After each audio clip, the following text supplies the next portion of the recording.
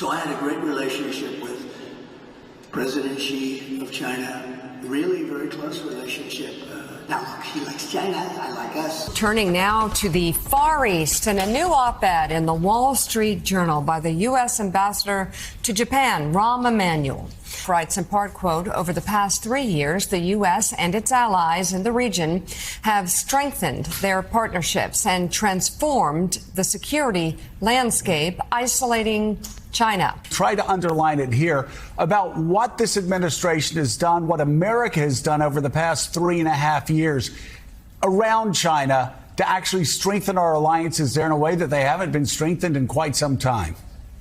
You saw the historic meeting at Camp David with the United States, Japan, and Korea in a new firm alliance that put China back on their back heels. That same kind of trilateral was set up between the United States, Japan, and the Philippines. That changes not just the political front, the diplomatic front, but also the security kind of structure. And those were big chess moves. With our allies, it's a closer to a home game for us. And that is important in America to secure that way.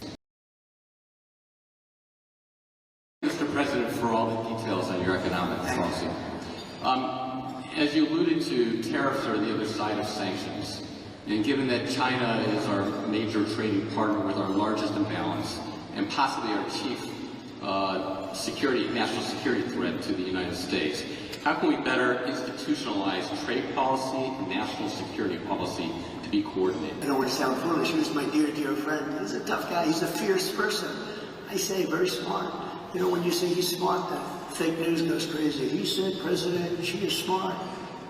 Describe what this economic equivalent to NATO would look like and what countermeasures would look like, and would that include some sort of public education campaign? One, create a trade defense council of integrated countries that agree on the concept on economic principles and rules. Two, put an Article 5 underneath it that creates its own level of deterrence. An attack on one is an attack on all. Mm-hmm.